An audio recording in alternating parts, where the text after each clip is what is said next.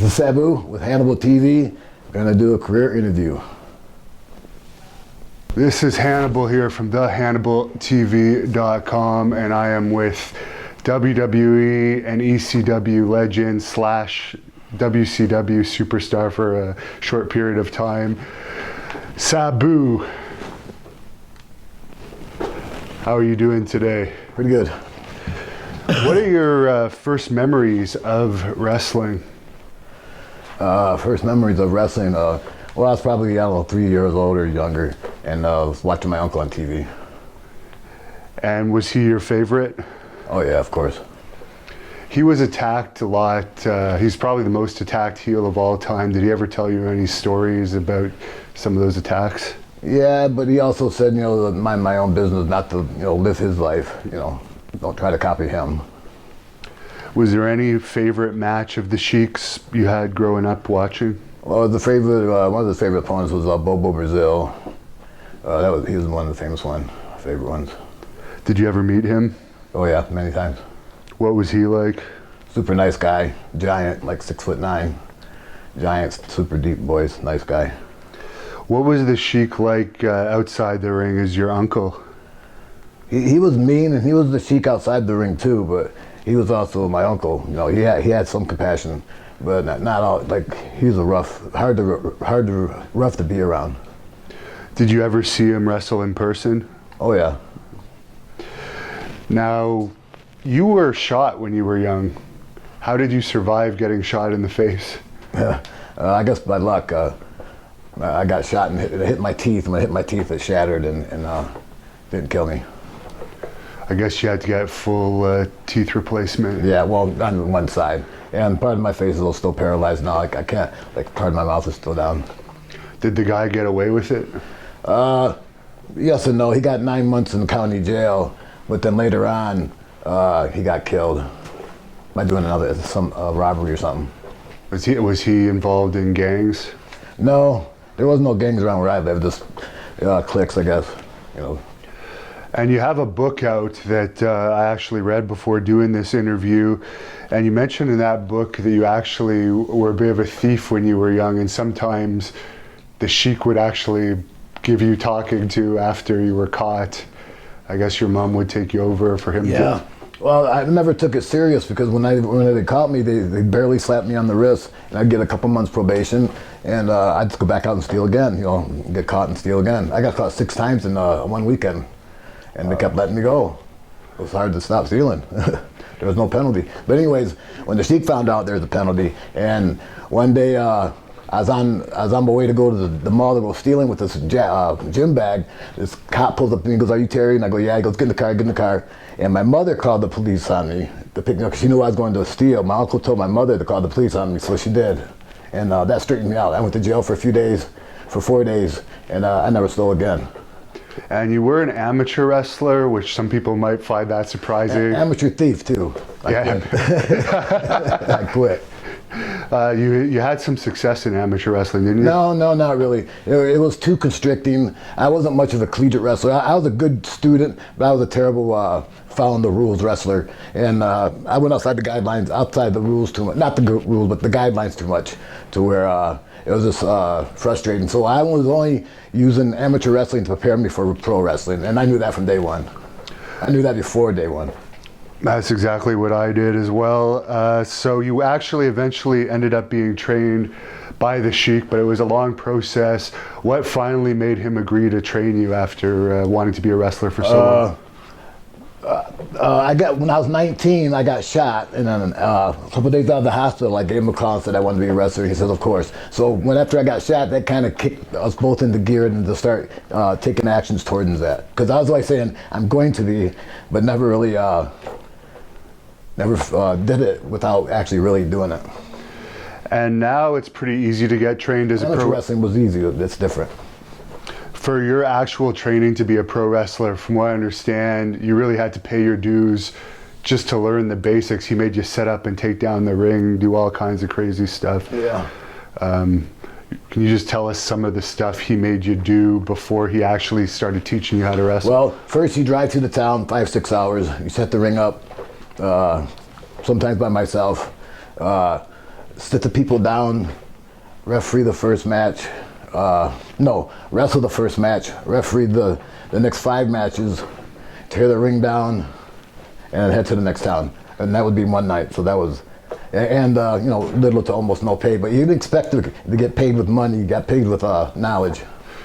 And who were you wrestling for mainly when you first started? Just independent? Well, show? my uncle's big time wrestling when it was before it completely fizzled out. It was nothing then, but still it was something for me to learn. And other Midwest territory guys. Did your uncle ever give you any insight into why he thought it fizzled out after having such huge success? Was it WWE taking over? Yeah, well, it was Vince buying up all the talent, offering the guys more money than he could afford to pay them, and more money than anybody could afford to pay them. At the time, more money than they were worth, but that changed.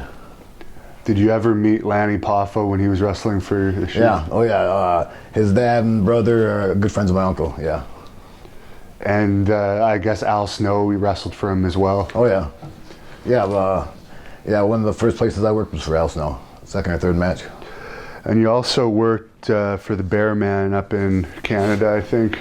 Yep. How was he to work for? It was great. At the time I didn't appreciate it, but now I look at it was great because we got to wrestle every night in front of like 1,000 people and get paid for it. And later on, we'd wrestle in front of nobody and not get paid, or wrestle in 1,000 people and not get paid also. But I didn't know how good it was in the beginning to get paid. Kevin Sullivan said he actually got paid a lot by him. Was he a good payoff guy? Yeah, it's not for the young guys. And you told a story in your book. You don't have to go into as much detail here. Obviously, his book's available online. I'll put the link in the description of this. But you said there was some controversy over Adrian Adonis's death when he was on a tour with the Bear Man. Yeah, they were doing a tour of Newfoundland, and Dave McKinley and one of the Kelly twins and Adrian Adonis, 2 of the Kelly twins and Adrian Adonis, they drove off a cliff drunk, and the ring truck was behind them, and they followed them down the cliff, like 100 feet down the cliff, and found them in the water, and it looks like they took their wallets and stuff and then called for help. And then in the meantime, a couple of them died. That one of them drowned when he could have got help, you know. Because you were saying Adrian had his Japan payoff with him. Well, he had a ring. He had a big ring, and his wife was missing it. And they asked him that's how they figured out the ring was missing. I mean, that stuff was missing. He didn't have his ring with him, which he always had his ring with him. And the Wild Man had all the gate money. Yeah, the Bear Man. But that was cash. There's no way you could prove that. You worked for the USWA up in Memphis. Was that, you were booked by the Sheik, I guess, to work up there? Yeah, that was the first place I worked outside the Independence, where I was Sabu. Right before that, I was Terry SR. And I don't know what the SR stood for, but leading up from day 1 to 5 years later, being Terry SR meant Terry Nobody. It didn't matter who I was. No one's going to remember that anyways. So after 5 years of wrestling, of being Terry SR, my uncle named me Sabu the Elephant Boy. And about 6 months later, I went to Memphis. Terry SR, you were saying, stands for Terry Sheik's Revenge? No, I don't know. It could be. I happy, I say that sometimes, but I don't know. He never told me. Anybody who asked him, he always told them to mind their own business. He told me once to mind my own business. I never asked him again. I didn't care, because he goes, it means nobody cares who you are right now. Nobody cares, you know. So those days didn't exist back then. Now there's internet and videotapes, and before there was a rarity that we got videotaped, you know. And Sabu the Elephant Boy was a story from a movie, I guess? Yeah, The Jungle Book. He always wanted to be the actor in The Jungle Book, this guy in the Jungle Book, and he was called Sabu the Elephant Boy. And Elephant Boy actually means like a cowboy. He herds elephants. It's supposed to be like a big deal job in India, but no one else understood that. So when he wasn't looking, I'd drop the Elephant Boy and just left Sabu, then everybody else would drop the Elephant Boy. No one else got it. You know, only one that got it was the Sheik, and I barely got it. But anyways, then this became Sabu, you know. How was working for Jerry Jarrett? It was all right. I can't say he was fair, but he was sort of fair. You know, he didn't promise nothing, he gave nothing, and actually he promised nothing and gave less. He was all right, I guess. Well, I can't say that much. Did you ever wrestle Jeff Jarrett up there? Yeah, a few times. When I first got there, I did, and I wrestled him a few times, maybe 10 times. How was he? He was a good guy to work with. Not a good guy to work for. Did you have much contact with Bill Dundee? Very little. What about Jerry Lawler? A little. You know, none of those guys had time to talk to us. The only time we talked to them is if we wrestled them. Right, because they were the stars, I guess. Was Robert Fuller up there at that time? Yeah, Tennessee stud. Yes, he was. He tagged with Jeff Jarrett at the time. Okay. Yeah. Yeah, I interviewed him. He seems like a nice guy. Was he all right? He's a great guy. What was your favorite You know why match? they call him Tennessee stud? No. Big old dick. I guess you saw that in the dressing room. Yeah, I couldn't help it. How was I seen that at the hotel room. I know you were never really into this type of stuff, but was the groupie scene still around in the Memphis territory at that time? Yeah, that was part of the payoff. If you didn't have a rat, then you're getting some pay there. You know, you're like losing pay if you didn't have a rat. It was just something about that. Well, you territory. needed a rat to survive, like cook for you and clean for you, and like run back and forth to a real house with money and come back and not pay you, but take care of you. And I You guess make enough money wrestling. We made sometimes $15 a day wrestling. Sometimes, usually nothing. $15. If we got paid $15, that check usually bounced. I didn't have a good $15 check yet. Wow. But you know, if they give you a couple hundred, that might pass. But a $15, $25 check, it's not even worth writing the check. But it's not even worth cashing it because it would bounce. You know. what was the average crowd back then in that territory? A good house was 100 people, and for 100 people, I'd make $150.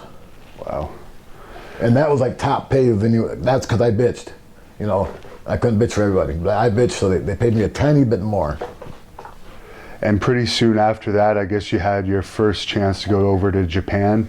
Yeah, yep, That was the Sheik hooking you up, yes, and it was FMW. yep.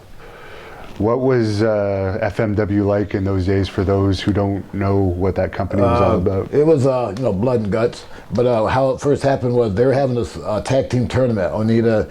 Onita was having this tag team tournament, and he called the Sheik and he says, "You can come over and be in this tag team tournament. It's you and anybody." He goes, "Well, I'll bring my nephew." And he goes, "Bring anybody. We don't care." So they brought me, and then I happened to get over more than they expected, so then they kept me. But first I had to just fill in a spot for Sheik, just to highlight Sheik.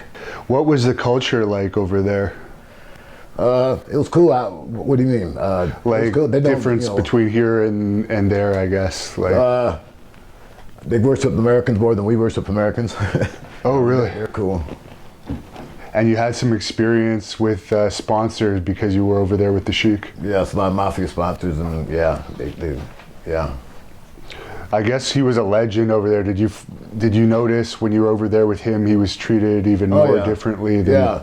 Yeah. Even now, if he was alive now, they still treat him differently than they treat anybody now. You know, they treat him like he was a movie star, not like a funny athlete. Did he ever tell you who he liked working the most? Yeah, oh yeah. He liked like the guy I was talking about earlier, Bobo Brazil. Okay. And how did you start doing the barbed wire matches, which you've become famous for? I guess it started over in FMW. Yeah. One day I happened to have a barbed wire match. It was a 8-man tag barbed wire match out of the blue. I didn't know why I was having it, so I did it. And I tried really hard at it, or really tried my best at it, which meant I didn't think I'd see another one for 20 years. But I didn't know 2 weeks later, I had another one. I had 2 of them.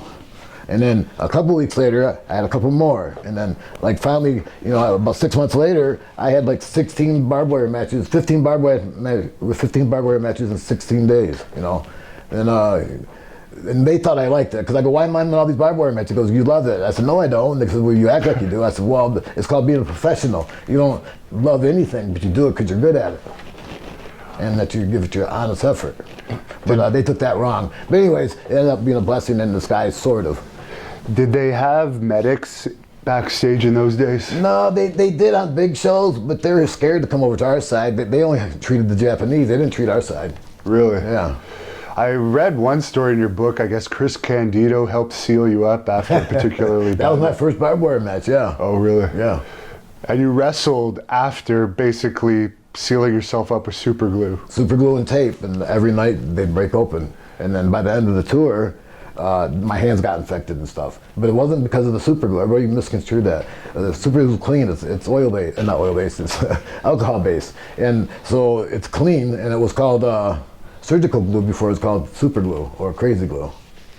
Now, Kevin told me this story about the ring catching on fire. You also talk about it in your book. I guess Sheik almost died. Well, sort of. Yeah, the ring didn't catch on fire. It was a fire match, and the ring was set on fire.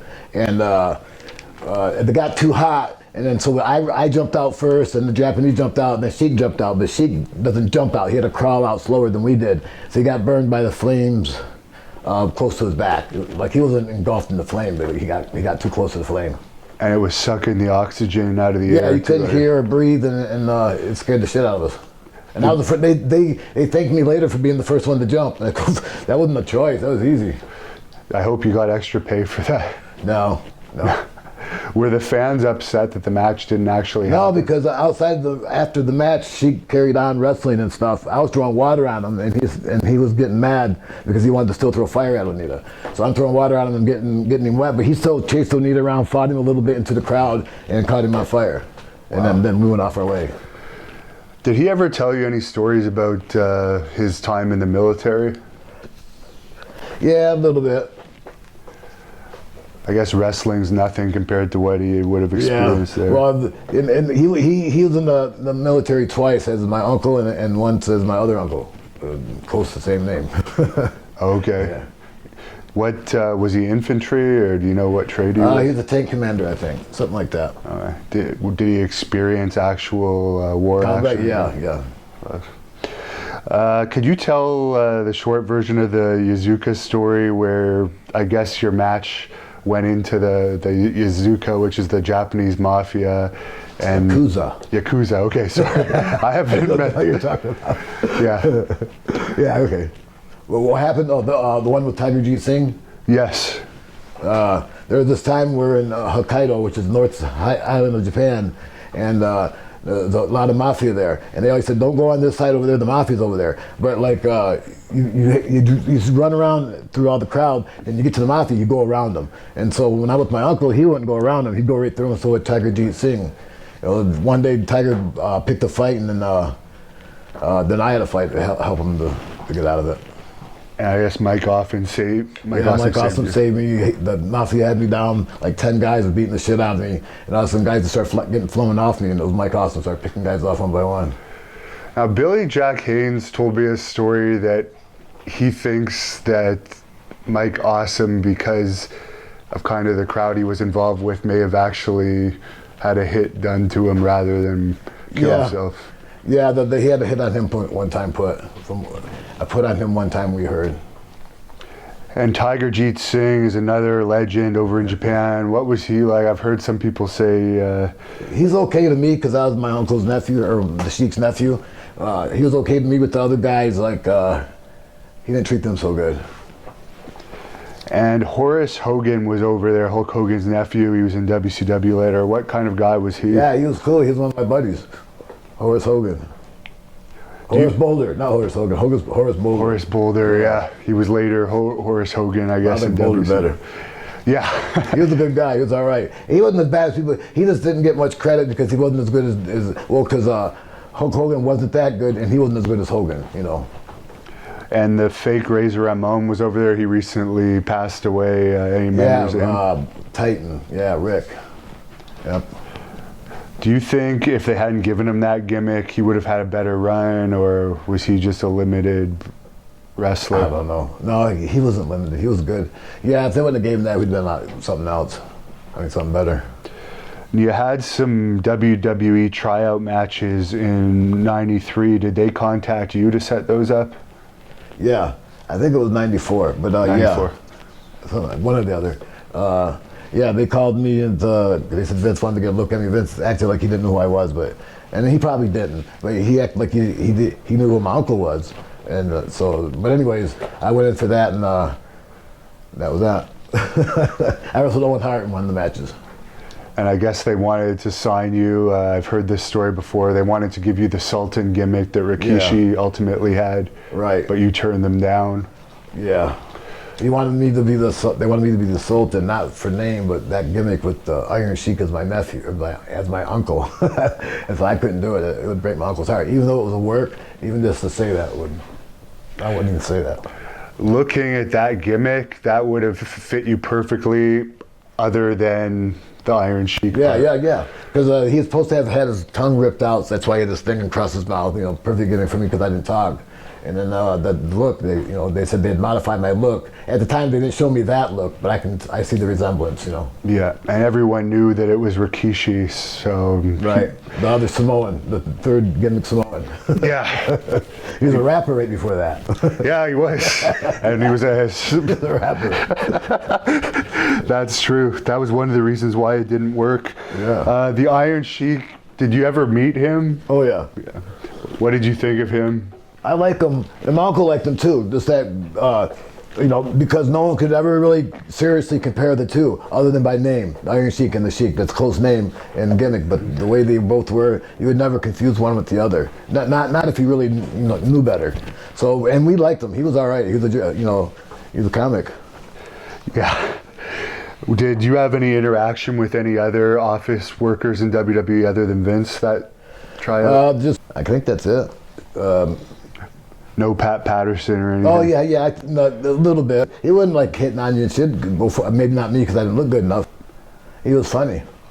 Was there ever any financial offer made to you when they proposed that gimmick to you? No. Yeah, but at the time it didn't sound like much. It does sound like a lot now. I would have took it now. And you were... At the time I was so young, I figured if they're offering me that, I'm worth 10 times more. And that was around the time that ECW was starting to gain some steam. Yeah. Even Vince goes, how can you turn us down for a company that might not even be there tomorrow? I go, I don't know how. I just can. And I guess you got into ECW because you contacted Todd Gordon, who was starting it up. Yeah. Well, my friend Dennis Corluzzo, who ran New Jersey, who was Todd Gordon's rival, said call Todd Gordon. He was a sucker. I could get $500 out of him. So I called him and got.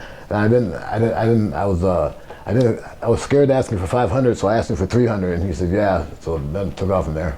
But it happened to be the same day he hired Paul, but we didn't know each other was going to be there. I had no idea he was going to be there. He didn't know I was going to be there. So it happened to be a chance by one in a million shots that we're together. And what was your initial impressions of Paul when you first met him? Oh, he's brilliant, of course. And when you first meet him, he tells you everything you want to hear and 100 times more. And and a little bit of it's true, but you hoping all of it's true, but none of it's true. A little bit's true. And you feuded with Terry Funk. You beat him for the world title. Any memories of that? Yeah, that was a good match. That was the time I wrestled him in the barbed wire match. Yeah. That was probably your most famous match. Was there much plan going into that? I heard you say that, or I heard somebody say that wasn't actually the proper type of barbed wire. Yeah, the barbed wire is a little bit bigger. And when we went into the match, we didn't talk about much. And the finish wasn't supposed to go as that. Was that when we got stuck in that ball, it hurt him too much to roll him on top of me. I wasn't supposed to go over. It was an accident. But we were on top of him, and they were digging him so much that and I was trying to pull him over me. I couldn't do it, not without hurting him. Did you experience any panic when you had your bicep ripped open? Yeah, at first I did, because when I looked at it, there was absolutely no blood. It was just right down to the bone, and you could just see how my muscle and everything was opened up clean. No blood. And all of a sudden it started squirting out my vein, and then that's when I got the tape to try to cut off the circulation. But yeah, it scared me because after a while it got covered in blood. It didn't look so bad, but when it was not covered in blood, it looked terrible. It scared the shit out of me. And was there any talk at that point from Terry? We know he's crazy. Did he say, "Let's go home"? He was just like he gave me time to recover. Yeah, without looking silly. I see. And is it true that he actually kept the match going a little bit longer? Yeah, because when I was trying to get when I was fixing my arm, he was still beating me up, but he was keeping the match still alive. I kind of ignored him at that moment. As long as he wasn't picking me up, I didn't care. Now, they did have medics backstage for that show, right? Yeah.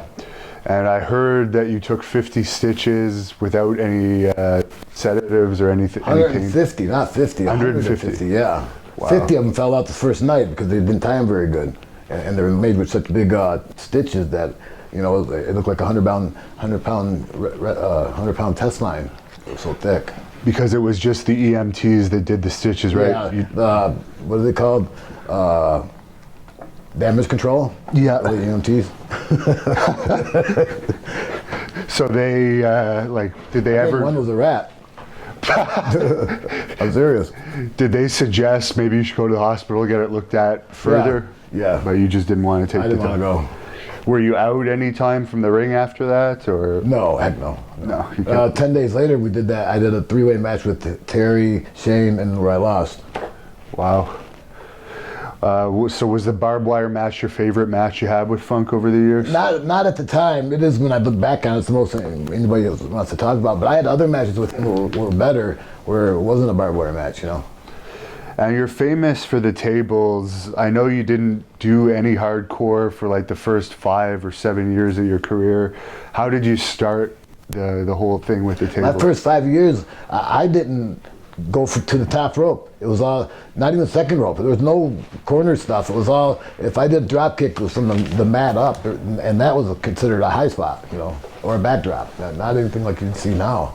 So did it just happen by accident one night? You did something with a table and then it caught on? Yeah, it was by accident. We were in Japan the first tour, and we were in a tag match. And like I said, I was only there so that she could get over. So I did all the jobs. And so she got tired. She didn't understand that. He goes, "Why are you having me here and you're beating my nephew?" They go, "Saying because we're beating your nephew, not you."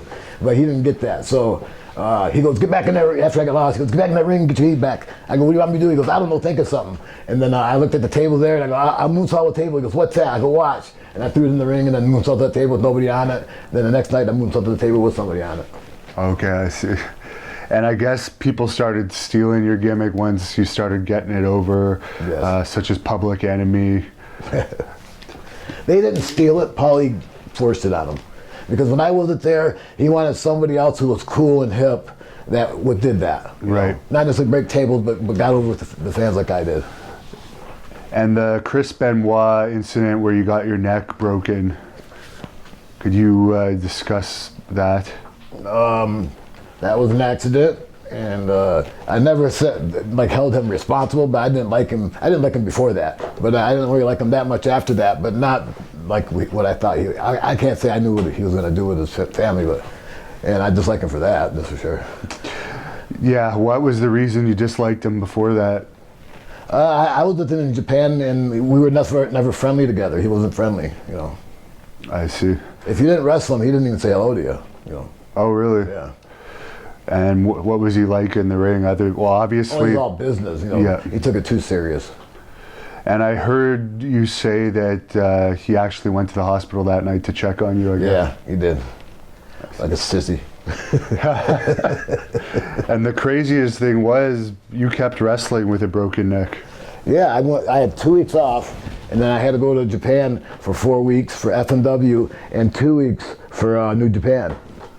Wow. And for FMW, I wore a neck brace. For New Japan, they said, "Can you take the neck brace off?" I said, "My neck is broken." They go, "Yeah, but can you wrestle with the neck brace off?" I go, "All right." Since they asked me to, I'll do it. You know, as long as they understood I had a broken neck, and they didn't give a shit. They didn't care. What was the reason for jumping to New Japan? Just a better payoff? It was better payoff and more respect and time to grow, you know. I didn't double cross Onita. He gave me the blessing eventually. Before I actually jumped, I was threatening to jump the whole time, and for a whole tour I was threatening to, and then I actually did it, you know. Who was your favorite opponent in New Japan?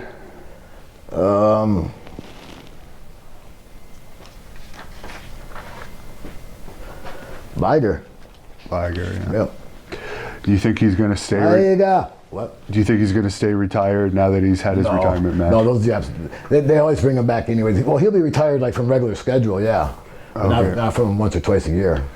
Are you surprised that I guess Wrestle Kingdom the first night had 10,000 more people than the second night when he retired? I didn't know that. Yeah, they had 30,000 the first, or 40,000 the first, 30,000 the second. Oh, I didn't know that. So less people with Liger's retirement and Jericho, strangely enough. Wow. Were you in ECW when?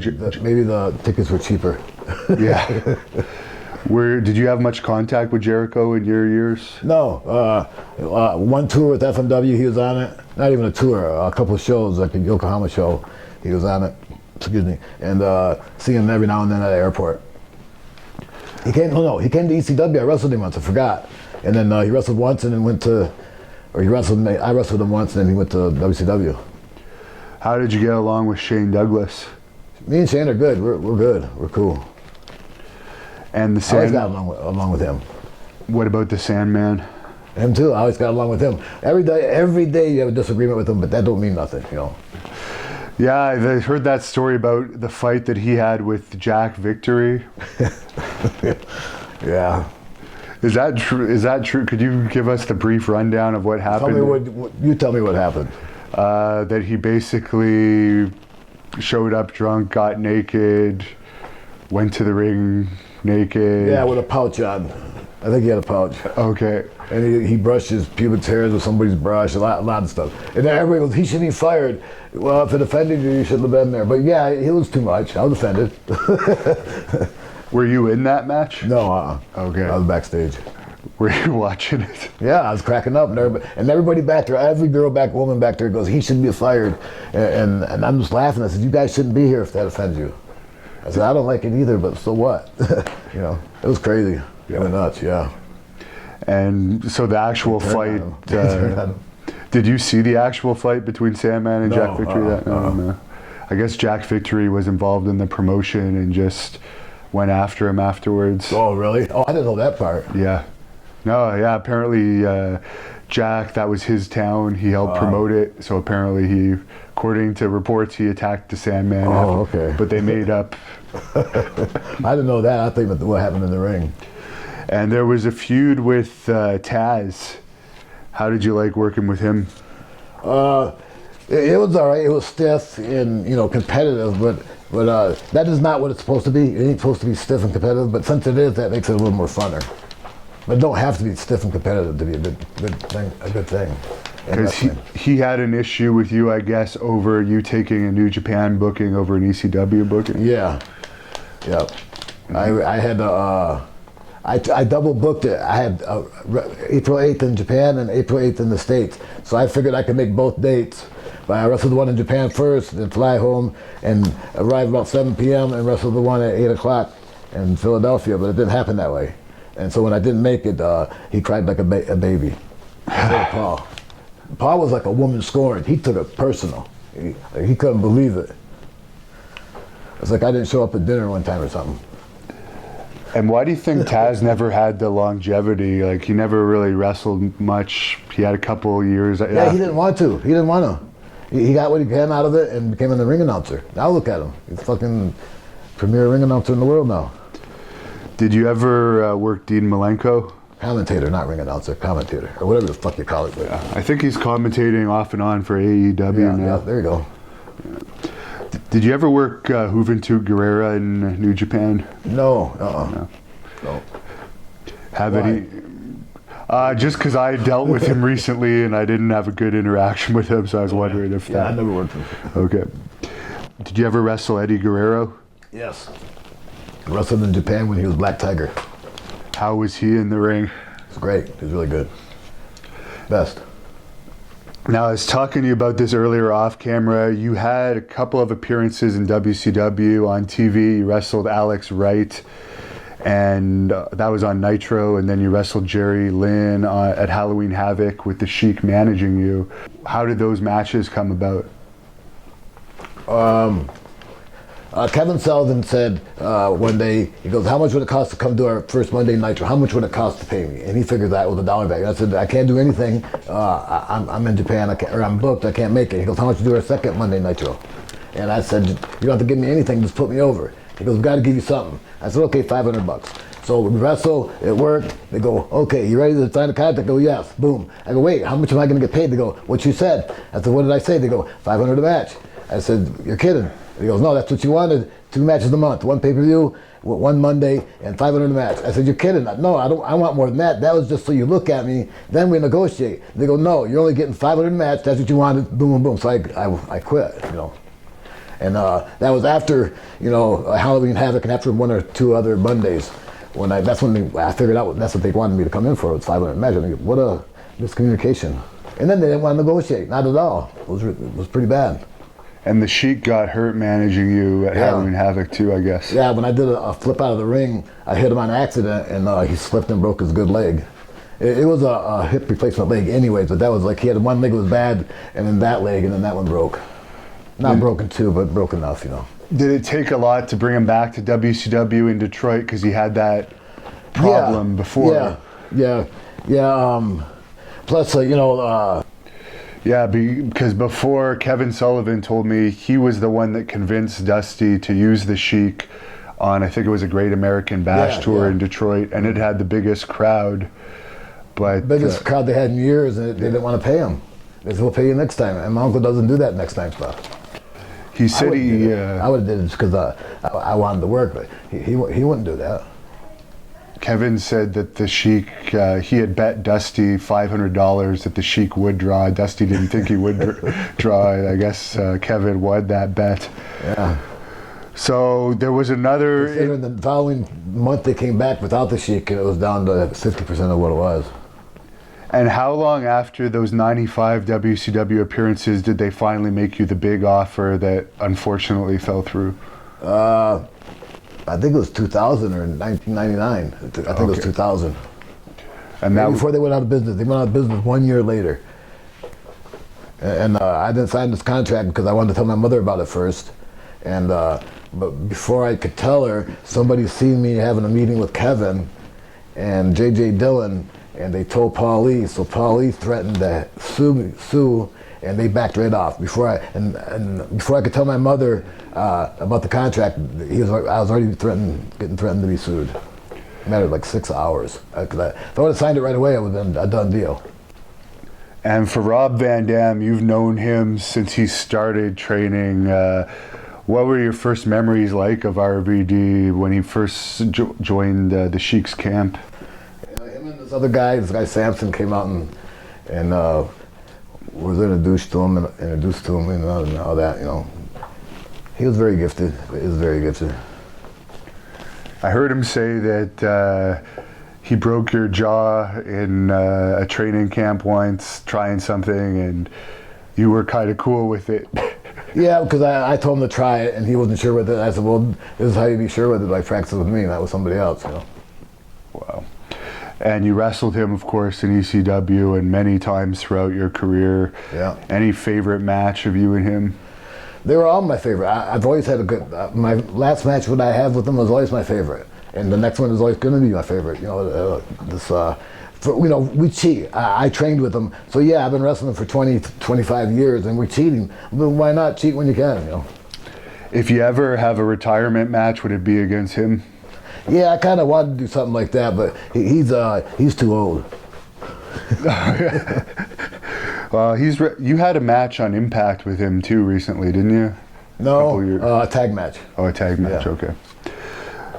And you returned to ECW after a dispute with Paul. Was there much heat with you back then when you first came back? No, it was cool. When I said when I came back to Paul, that was after that thing in Japan, and during that thing after the thing in Japan was the WCW thing. And when that fell through, now it's back with Paul again. Oh, okay. That was all that boom, boom, boom. You know, it was ECW, WCW, ECW, and then WCW. I see. So, were you involved at all when WWE had ECW interfere in the Mind Games pay-per-view? No. I guess that wouldn't have been your character to show up. Nah, I didn't agree with it. Any memories of Scorpio? Yeah, good ones. I had some great matches with him. And the WWE did an invasion of Raw. You were probably the most memorable part, jumping off the Raw sign, but I read that there was actually issues with that. Yeah, but that when I did my part with WWF, I wrestled Scorpio. I had a match with him. That was good. Scorpio's great. But they wanted me to jump out of the balcony, and I thought that's too ordinary. Plus, it was like 3 feet higher than this R. There was a R-E-W for Raw, and so I put a ladder behind it and had the W's hold it, and I jumped off it, and you couldn't tell, but I landed in front of these guys, and they all fell down like dominoes. I didn't touch any one of them. I think it was 6 guys fell over, and I didn't touch them. It was funny. Wow. But you couldn't tell the way the camera angle. It looked like I hit one of them. What was the backstage environment like that day with you guys coming in? It was all right. They gave us our own dressing room. You know, there was nobody. We didn't interact with nobody. Only if they like crossed someone we knew, they'd come over and talk to us. Oh, I see. Like they acted like it was two teams. Like we were two teams. It was funny. We were the visiting team. When you were doing those cross-promotional things with WWE, did you suspect that they were secretly paying Paul Heyman at that time? Oh heck no! You should hear how Paul would be talking about him. How he would never work for him, and you know he'd never work for him. He's how he would never do that. You know, and that's why it's so funny. He's right where he's always wanted to be, but you know he lied to us. Now, did WWE pay you for that appearance, or was the money paid through Paul? It was paid through Paul. It was supposed to be paid through Paul. I mean, the money that bounced. Yeah, I was just wondering if like Vince gave you a check after that Raw appearance, for instance, or if they paid Paul and then they paid Paul. We didn't get paid for that. We got paid. You know. Okay, it was part of At that time, I was supposed to be making a weekly salary. Now, I never really got that weekly salary, but I was promised a weekly salary, so I could do 10 shows in a week, or 3, or 1, and I got paid the same. That's how I looked at it. But I also didn't realize it, and now that I wasn't getting paid anything, so I didn't get paid anything. Okay. So was Paul just paying you on a nightly basis then? A weekly. A week. So he did actually hold up to that? Sort of. A little bit, and then it fell into where I'll get you next week, I'll get you next time. Now for the Barely Legal pay-per-view, you were a big part of that. Was that exciting for you? Yeah, because you know, it made a decent payoff, and it was a good match, you know, good atmosphere. And when ECW joined TNN, did you expect more out of it than what it was? No, TNN is what killed us, because we had to upgrade our TV, and that wasn't us. We were the shits. We were supposed to be, you know, gritty and hardcore. Not good TV and good lighting and all that. Not good technical stuff, but good wrestling. But we were, you know, trying to be good lighting and all that stuff, and it didn't look that good. And it looked like a cheap WWE. And it didn't last that long, unfortunately. Looked like a cheap WWE. No, of course it didn't last. And Bill Alfonso, of course, was put with you as your mouthpiece. How did you like having him with you? I loved him. He was funny, and he was good. Did he have any other duties to like help make him earn his pay? Because usually he'd find us weed and pills and stuff when we needed it. Find the fat rats in town. Is it true Raven liked the bigger rats, or he would just? Yeah, he was the chubby chaser. I think that's what you call him, right? Yeah. And you like fat chicks. How were the rats at ECW? Was there? I was already married at that time. But from what I heard, it was pretty good. And as far as the we all know ECW had a crazy drug scene. Everyone was into their own stuff. You were more of a pain medication guy, right? Yeah. I was in a lot of pain, yeah. Yeah. But you would have the alcohol, people... Yeah, I'd had a little bit of everything, but I got the bad reputation of taking this other stuff, which is way harder.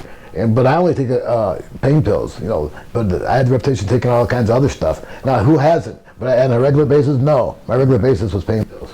And marijuana, but that doesn't count. Yeah. Marijuana, well, it's now legal across Canada. I think it's legal here in California. Probably. Legal in Vegas, too. But it's legal to me, so that wasn't considered a drug. Yeah. Well, unfortunately, it did screw you over in WWE. Yeah. But not really. I got fined, and that was, you know, and Rob got the shitty end of the stick on that, but yeah. He lost his WWE title because of that, I guess. Yeah. Now, I don't know why they had, you know, Big Show get caught for exposing himself, and these other guys do a lot worse, and they didn't, you know, do nothing to them, but they were trying, because they said people were looking at us to be fuck-ups, and so then Rob fucked up, you know. So what's wrong with that? Say it was an angle. And reading that story in your book, it seemed like you almost got away with not actually getting arrested for that. It seemed like the cop was almost going to let you off, then he got a whiff of it. Yeah. And then he was, you know, they pulled all of our stuff out on the highway and said he didn't know who we were. Then he puts the belt on himself and spins it.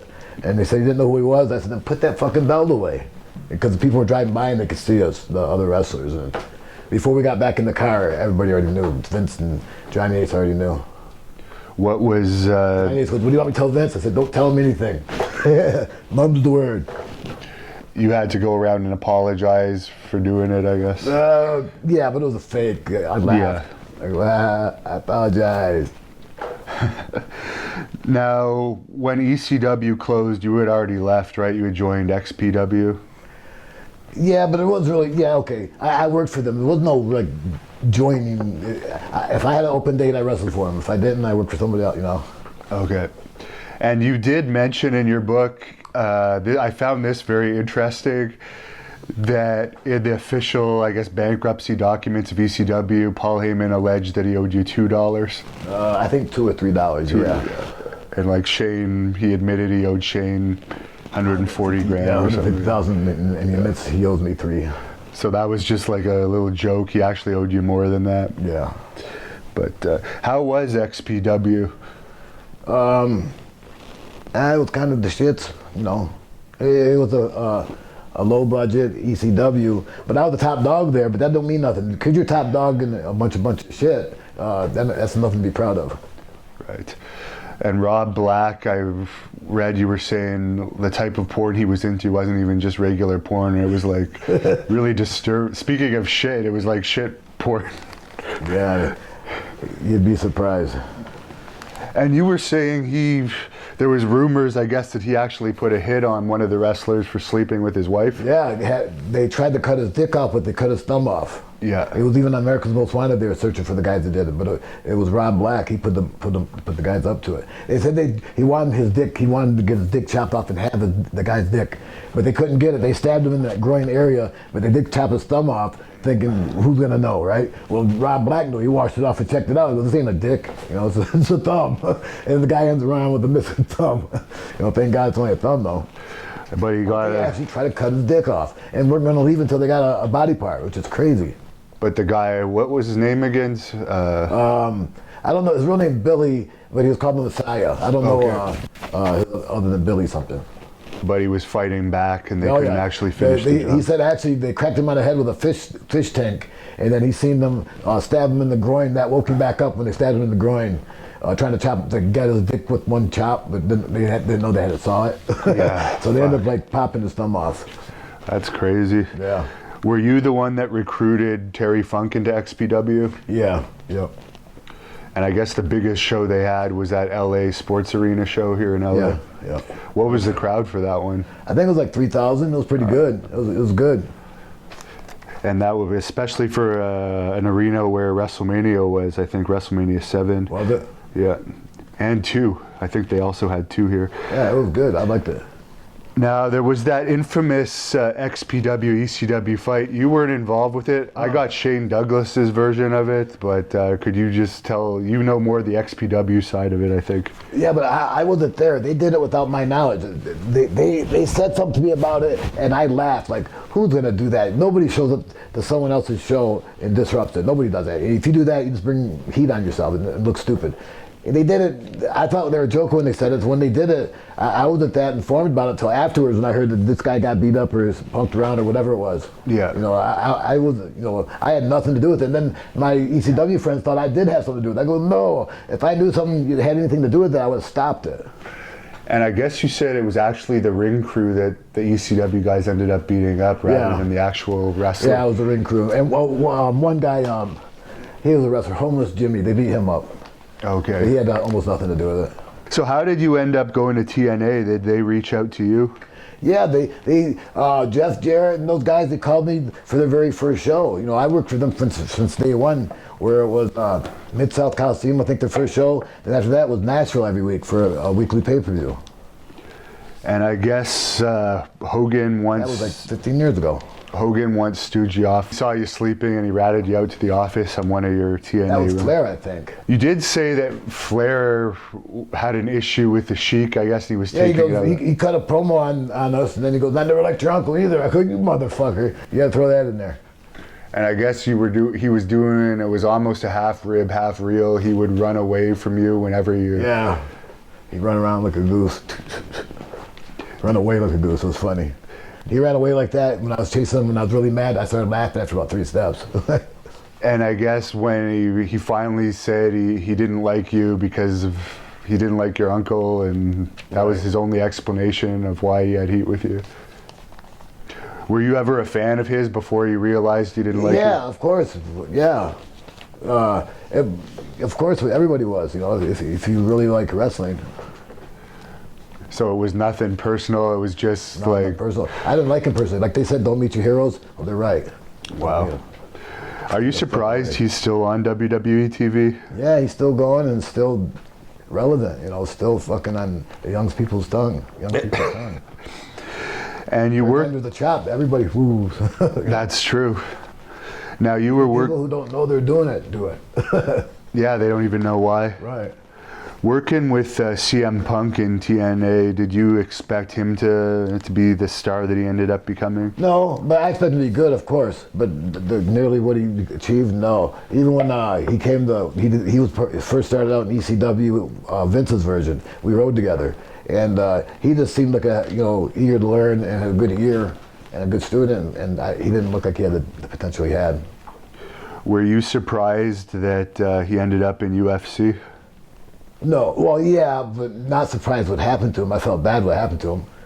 He should have just stayed out of it. Because I know he wants to be known as that kind of a wrestler, but so why? He's going to go in there and fight for his life for 60 grand when he can get paid, for work. Well, I think he actually made 500 grand to fight. 500 grand? Okay, I don't blame him. Yeah. Where do I sign? Yeah, most people will take a beating for that. Shit, I thought it was like 60 grand. No, he made 500 grand to fight. Yeah. And you were there for actually his most famous backstage fight with Ted Hart. You saved him, I guess. What happened? Sort of. Teddy Hart went to kick him in the nuts and he kicked me. Yeah, I broke him up from fighting. I go, take it outside. And as I was taking it outside, Teddy tried to kick him in the balls and he slipped and hit me. And the story was that Sabu took a low blow and went down. But, I got kicked. It didn't stop me. Then I said to him, hey, man, you just kicked me in the balls. He goes, yeah, I know. I said, what do you mean you know? You're supposed to say you're sorry. But anyway, he didn't mean it. And when they went outside, I guess, what happened? Is it true that Ted basically got the better of him? Yeah, it was pretty even. And they both can throw down, but Teddy got a little bit better, sort of. And I guess during a long period of time, you were calling... They both can throw down, don't get me wrong. Yeah.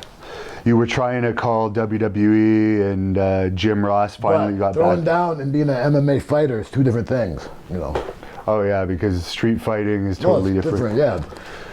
But, and yeah, you're fighting professional fighters that have been doing it for years. You twist your arm, that's it, Now, with Jim Ross, you said when you were trying to get in WWE initially, around the time ECW was closing, you weren't getting very good feedback from him. Did you get the feeling he didn't like you for some reason? Yeah, he didn't like me. I guess. I felt that. And it was, I guess, the One Night Stand pay-per-view that finally made WWE call you up? Yeah, I guess so. Yeah, the second one. They wanted to do it before, but they had the reputation about I'm hard to work with. Yeah, I'm hard to work with if you fuck with me. Who isn't? If everything goes my way, I'm easy to work with. They said things would go my way, they didn't, so I wasn't hard to work with. I wasn't easy to work with, being difficult. How were your matches with Samoa Joe? I only wrestled him once, and he was great. Yeah, he was good. And for that One Night Stand show itself, how was your experience overall? Good. I think when I wrestled Mysterio, right? Yeah. Yeah, that was great. They were high on me then, or they acted like it. Was that the one where the Blue Meanie thing happened? Yeah. What did you think about all that? I didn't see it, but afterwards I felt bad for the meanie. New Jack wasn't on that show, was he? No. Yeah, he was, I think. No, he was he? No. Okay. I'm not sure. Were you there? I don't think he was on any of the One Night Stands, was he? I don't know. I don't think he was. I'll have to look it up. Yeah, I don't think he was. Were you there that night that New Jack sliced the kid open? No, I wasn't. The mass transit guy, no. Yeah. What did you think of New Jack overall? He's never been bad to me. I've seen him be bad to other people, and I feel sorry for other people, and I stand up for other people. But if I didn't stand up for him, he'd run right over him. But he never tried that stuff with me, so we were always good, So I didn't want to push it too far, saying, you don't do that stuff to me, and then have him start doing that stuff to me. So after One Night Stand, I guess WWE decided that they were going to do their own ECW. Is that when they contacted you about a real contract? Yeah. Yeah. Was that just for ECW at that time? It was basically a contract for... Well, it was you know, WWE. It wasn't even an ECW contract. It wasn't such thing. Okay. There was no ECW contract. Was there ECW house shows? Yes. They were labeled ECW, but still same payoff, same everything. Okay. How did those... Same bank account, I mean. Did they ever go to the ECW arena? Yeah, yeah. Did it draw okay? There? Yeah.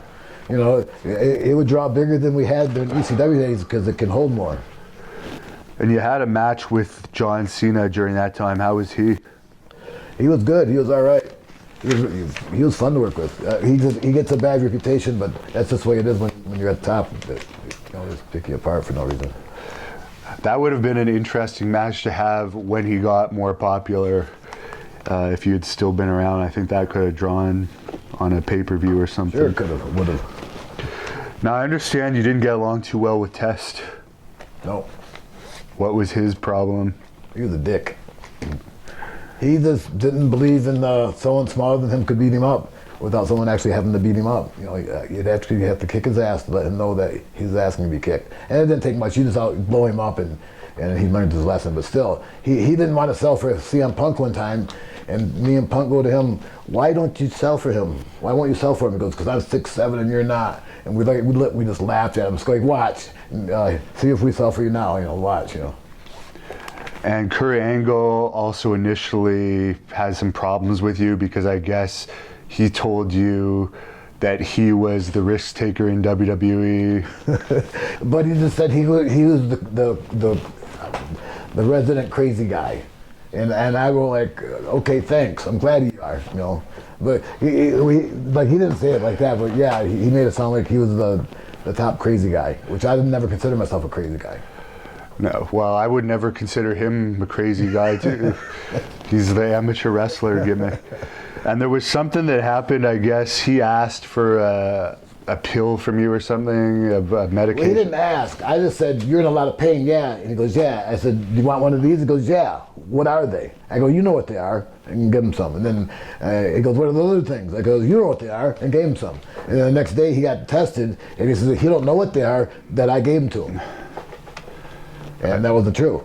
And the thing was, they fired him anyways, no matter where he got them from, and they just gave me a warning. But they said, don't give your drugs away, keep them to yourself. And I go, okay, but if one of our teammates is hurting, you're supposed to help him, but not supposed to. You're supposed to make him, watch him suffer.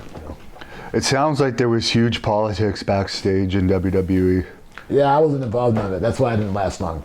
I figured honest day's work, honest day's pay, but that ain't how it is. And you work Just Incredible, an old buddy of yours. How's he in WWE to work with? He's great. Just Incredible? Yeah. Yeah, he's awesome. He's ain't no fun to hang out with. He's fun to work.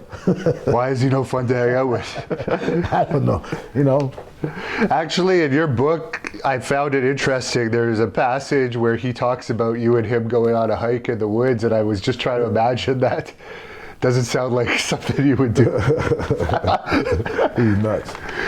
Like I said, I wouldn't want to hang out with him. And working the Big Show. I liked working him. That's what you said? Yeah. He was all right. But he's just so big after so many matches, your joints get too sore from wrestling him. But first, like 10, 15 matches, they were great. 20 or 30 matches, they were too much. How were his chops? Terrible. Killed me. Stopped my heart every time it hit me. Michael Hayes was an agent back for WWE. Did you have much interaction with him? No, but what little I did, I didn't like it. Really? What was it about him? One day there was something about, he come to me and goes, why don't you do this in the ring? He made it sound like it was his suggestion, blah, blah, blah, blah. And I go, nah, I'd rather do this. And then Vince walks up and he goes, Michael Hayes goes, Sabu just said he's scared. I go, what? I said, I ain't scared. I said it was stupid. And he goes, and Vince goes, really? That was my idea. I said, well, I'm sorry. I thought it was his idea. I thought it was stupid. But it's your idea. I just don't like it. And then I got heat from that. Crazy. He said I was scared. I didn't know what he was talking about. He was a dickhead. And what were your thoughts on Bobby Lashley at that time? He was all right. I always had good dealings with him. And was there any dealings with Tommy Dreamer when you were in ECW at that time? Yeah, he was one of our better friends, yeah. Do you still work for his House of Hardcore now? No, I worked for him one time, but now and then I do. I see him almost every weekend somewhere. He's a great politician. He seems to be in the office somehow with every company like right now. It looks like, yeah. So, yeah, he's got the ultimate pull. Yep. And Johnny Ace, I guess you had some issues with him. He wanted you to wrestle with a hurt neck. Yeah. It wasn't that he wanted me to wrestle with a hurt neck. He wanted me to work anyways. It wasn't because, oh, your neck is hurting, you have to wrestle. I want you to wrestle, I don't care if you're hurt. And you do a great impression of Johnny Ace. Is there any way we could hear that? Harry! You worked hurt before. Now, you were given your release by WWE, but you said you had asked for your release because you weren't happy.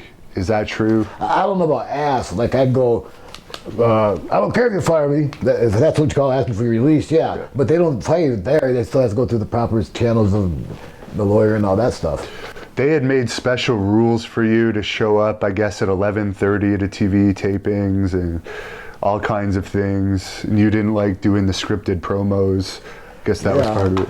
It wasn't me. And they said I wouldn't have to do those. I thought I wouldn't have to do those. You know, I really thought I wouldn't have to. They go, well, in order to get over as a major heel, major baby face, you got to be able to talk. I said, but there's exceptions. They go, but you're not one of them. I said, fuck, you know, let's make an exception. They wouldn't. So were you happy when you finally got released then? No, only because I could go do something else and I was still young. But no, you know, that was really good money. I wasn't happy. How old were you in WWE anyways? I was 40. 40, yeah. So yeah, pretty much. I was still jamming. And I guess you went to work for Lucha Libre AAA after that for a bit? Well, I worked with them before, after, and during. Okay. Yeah, I've always worked for them. How is that company? Oh, it's all right. Yeah, that's cool. They always draw big houses and they always pay good. Did you hear about the crowd CMLL drew recently, Christmas week? Apparently they outdrew WWE Christmas week. They had 10,000, 14,000, 11,000, 16,000 fans. So they're getting up there.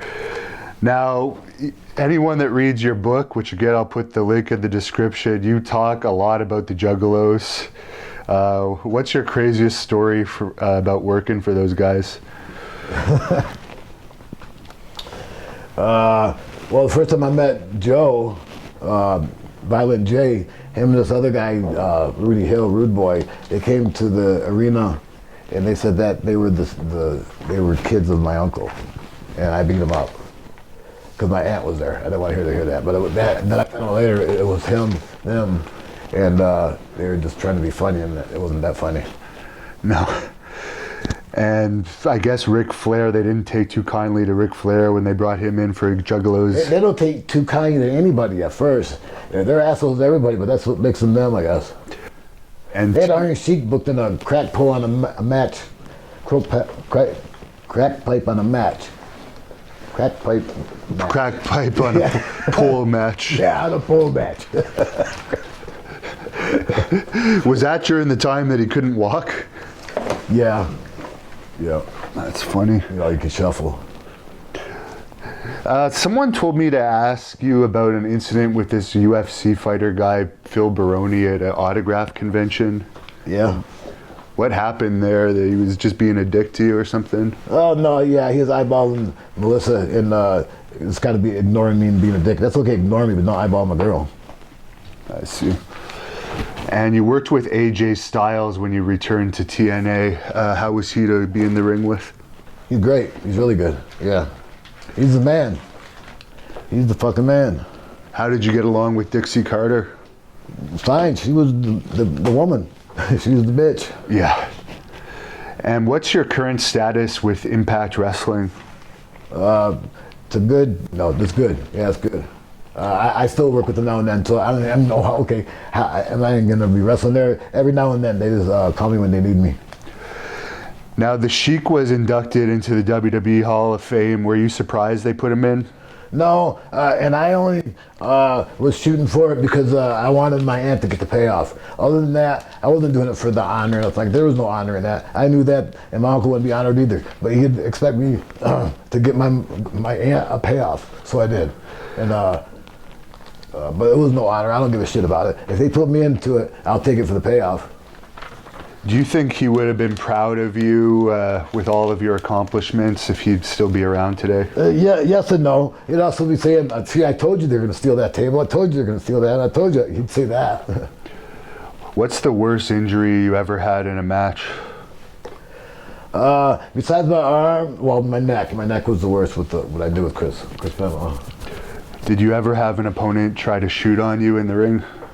No, not really. I mean, everybody's a little bit, like Taz and a few other guys, amateur wrestle a little bit. Shooting really just means amateur wrestling. Hooking is when you want to beat somebody up. You hook the motherfucker. Yeah. And you had an amateur background, and you never had to I could wrestle back, but I didn't want to beat you up. I didn't want to get that far. Right. And what was your biggest regret in wrestling? Not signing that contract when Kevin told me to. Yeah. Kevin's always been a big supporter of yours. What was your favorite interaction with him over the years? He was there when I very first started. He taught me a lot when I was, super green. My first year in wrestling, I did 3 or 4 months with him in Ontario, right in the beginning. So he was very influential to me in the beginning. And you wrestled for a long time with a busted hip. How did you get through that pain? Well, I hurt my hip about 10 years ago. Well, now about 13 years ago. And I sold it for 10 years, and then finally I had to get the hip replaced, and I did. And that was been like 3 years. Now it's like a new life. I see. What's your current relationship like with RVD? We're good. We're neighbors. We both live in Las Vegas. And what advice would you give to your younger... He peed on my toilet seat. He pees on your toilet seat. What advice would you give to a younger you now, if you could give yourself advice when you were just breaking into the business? Pee on his toilet seat. I don't know. I'd said yes in the beginning. When Vince first offered me some money, I would have took it. What are your thoughts on Jeff Hardy? He's cool. He's one of my good friends. And if you could punch one person in the face with a fist wrapped in barbed wire, who would it be?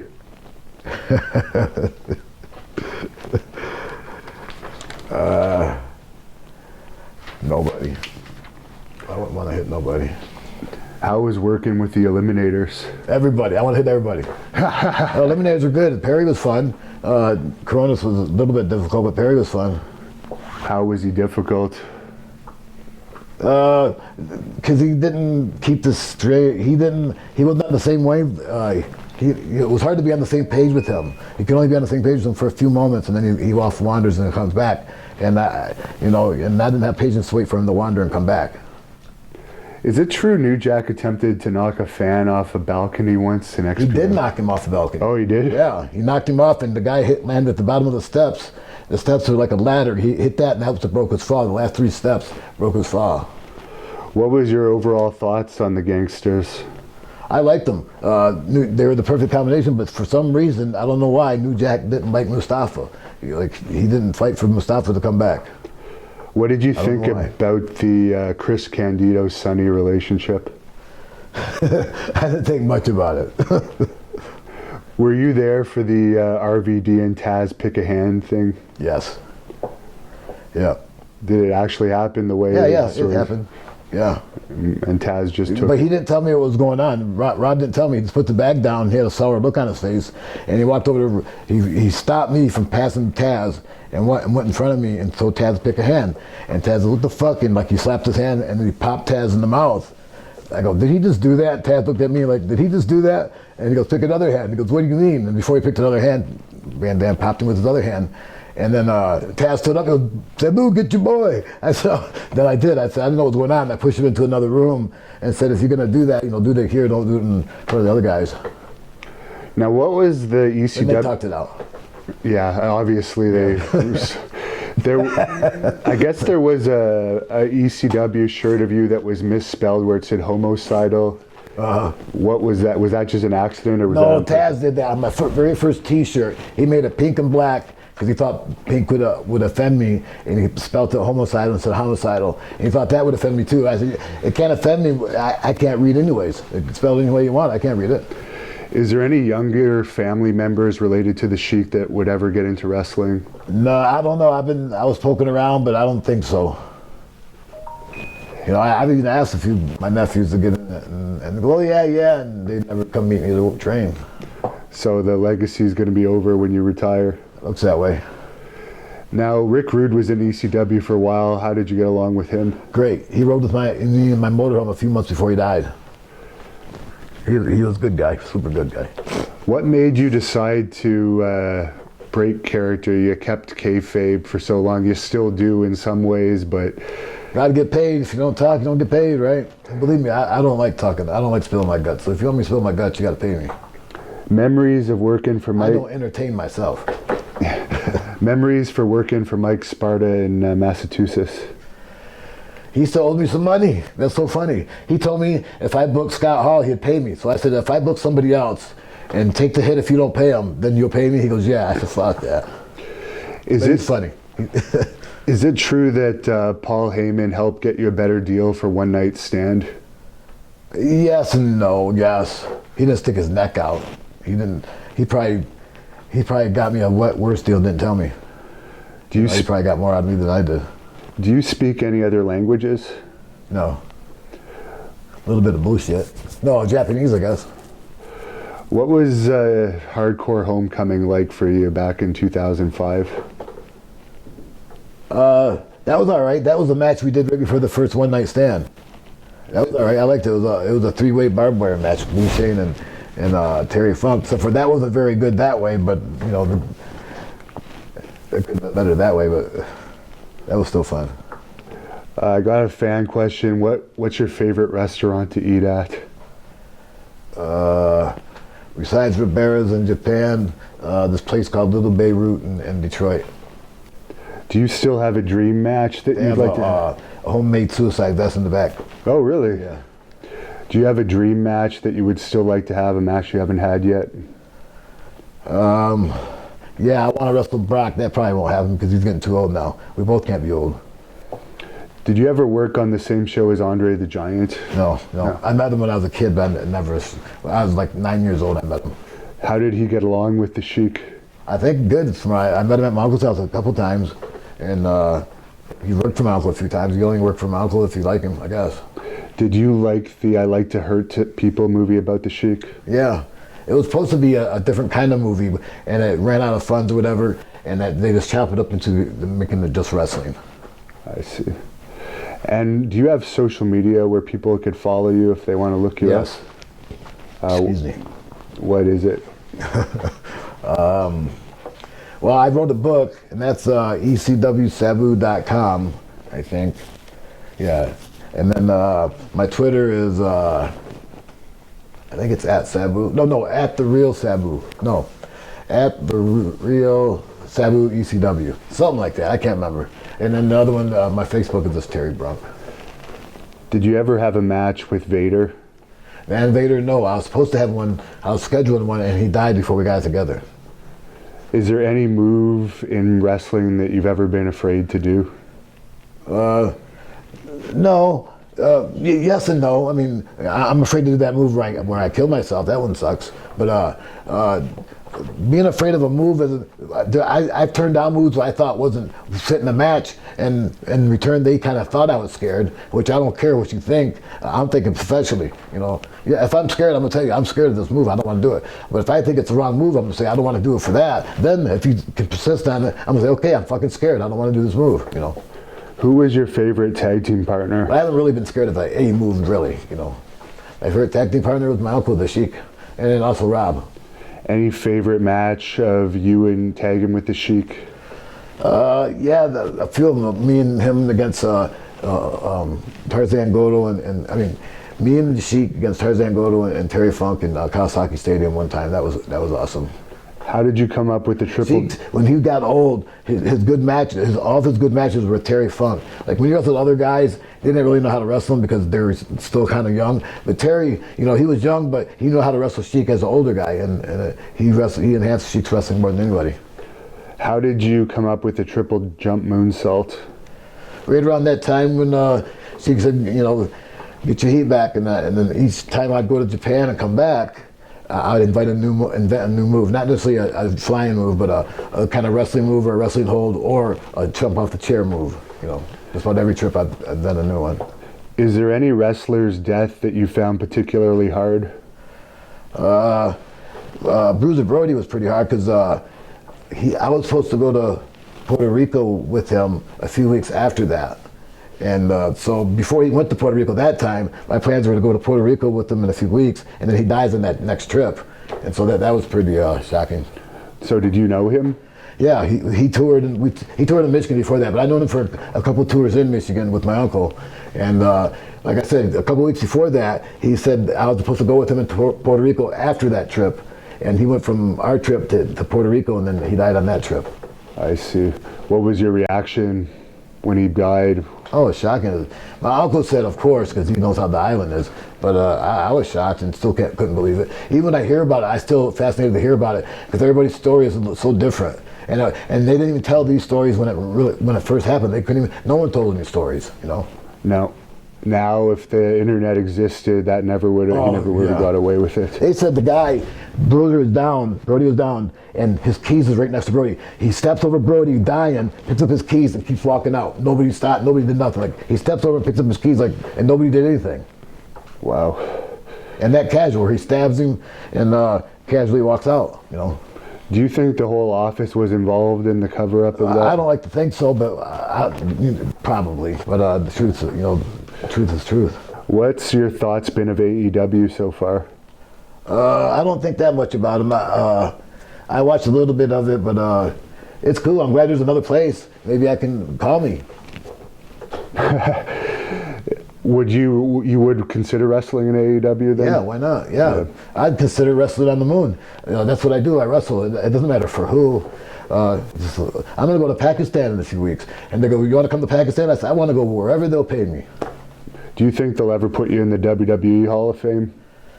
I don't see how they could say no because of a lot of the influence I put. But probably not while I'm alive. Is there still heat with you and Jim Ross, or is it over now?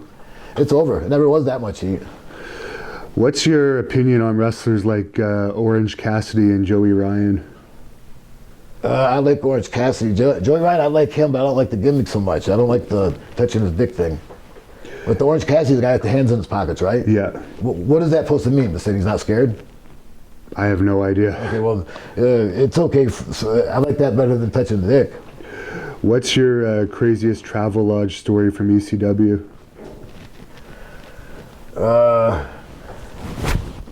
Me, Tommy Rich, and Tracy Smothers got a room, and when we got the room, there was a big red stain with a chalk outline of a dead body in the room.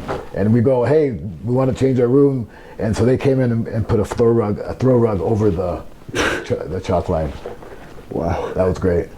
And how did you end up with your current manager? And we didn't have cameras back then. Nobody had a camera. You had Polaroids. You took pictures of rats, and that was about it.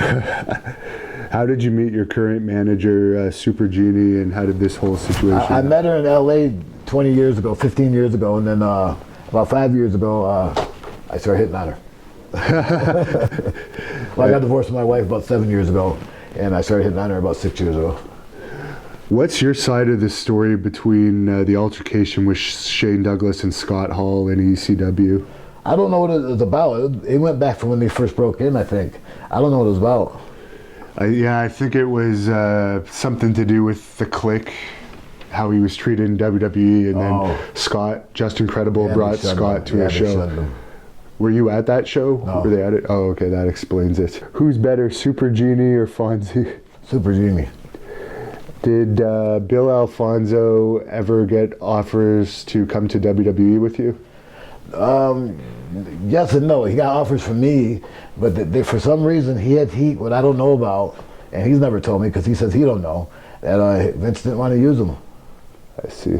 He even had a talk with Vince and said, can I get on this show? Vince says, you can get on the show, but that's all he wanted from him was one show. Do you think you're crazier than like Evel Knievel was, the stuntman? No, you're crazier. He's crazy. What's the craziest thing you ever did in a match? Well, I did this one where I did I only did it once, the top rope moonsault onto a table.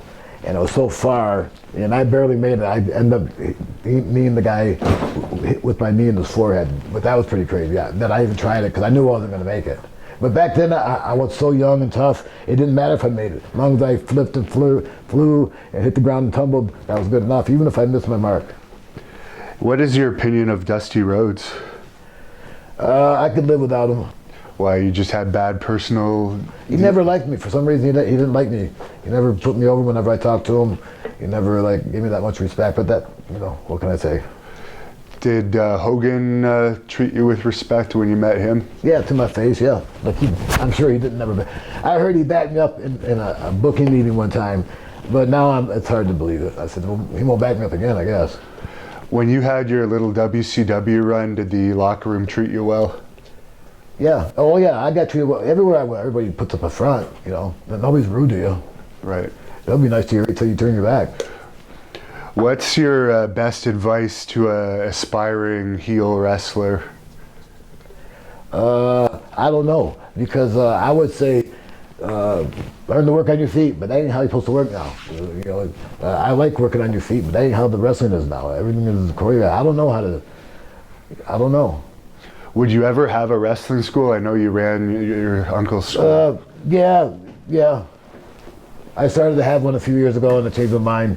But when I stop wrestling, I'll do it, because I don't want to promise something I can't deliver, like train somebody and not give them the time to do it. Anything you want to say to close off this interview? Thanks a lot for talking to us. You gave a great interview. No, that's it.